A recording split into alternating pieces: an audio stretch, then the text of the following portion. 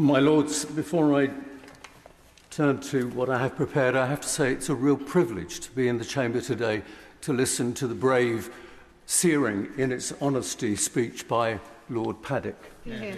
Equally, to listen to the evidence-based approach by the noble and learned lady, Lady Butler-Sloss.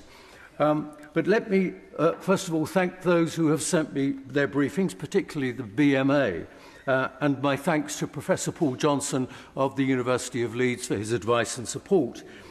It's an honour, my Lords, to offer my wholehearted support to the chief aim of this bill, which is to prohibit sexual orientation and gender identity conversion therapy, and to thank the noble lady, Lady Burt, for her tireless work and the introduction in bringing this bill forward.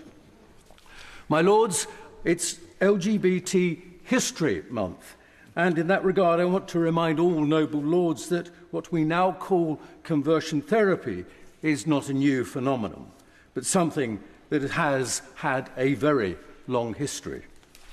As the bill makes clear, conversion therapies are practices aimed at individuals or groups which, based on assumptions about the value of different sexual orientations or gender identities, attempts to change or suppress a person's sexual orientation or gender identity.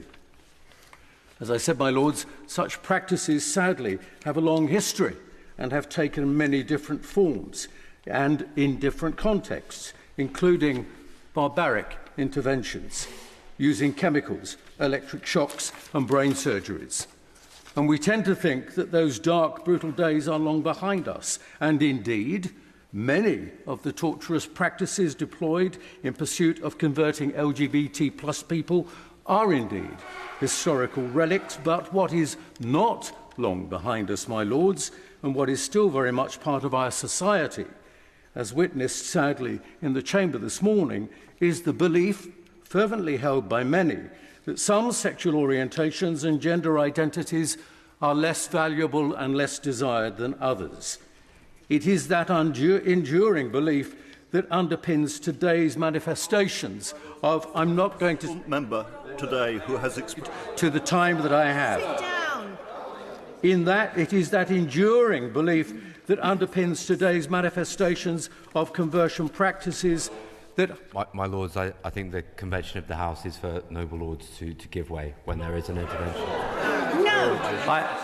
I have to say to the government whip that I have an advisory speaking time of 5 minutes. If he allows me the 2 minutes over that he has given to others, then of course I will take the intervention. God. My Lords, I think the noble lord makes a most serious accusation that there are people who have spoken today who do not honour LGBT people as full members of society, as people worthy of respect at all times. I have no evidence of that in my conversations with anybody who has spoken today, or indeed those who are going to speak.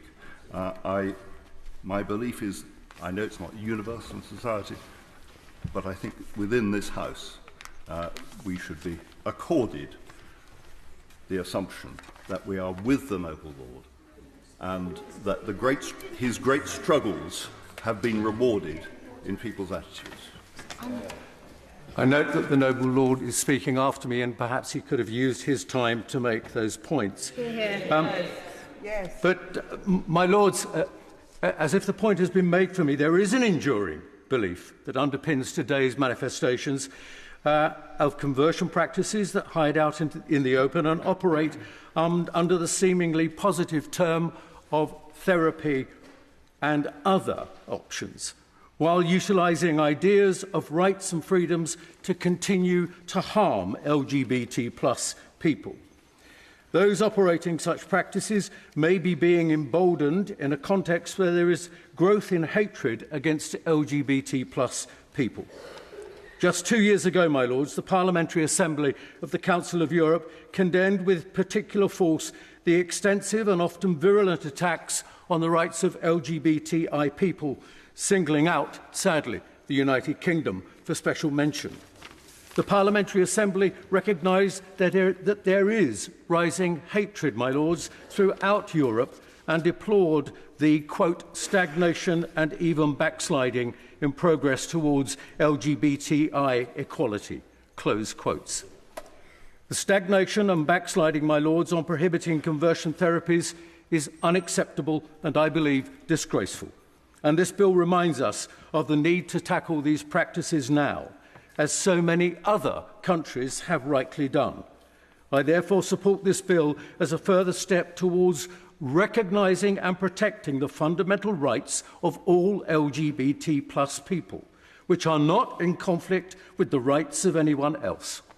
My lords, LGBT plus people pose no threat to themselves and no threat to others. And let me say that trans people do not pose a threat to themselves nor to others, and the blatant misrepresentation and dehumanisation of trans people in particular must be ended. I end with a quote, my lords. We need to be kind to trans people. We need to be understanding of their experience. We need to be supportive of their choices, and we need to be clear that they are welcome in our society just as everyone else, end quote. Theresa May, then Prime Minister, in 2018, addressing Conservative Party conference. But, my lords, since then, matters have got worse. In the words of Brianna Gay's father, the dehumanisation must stop. If one person suffers conversion therapy, that is one person too many. Conversion therapy must end.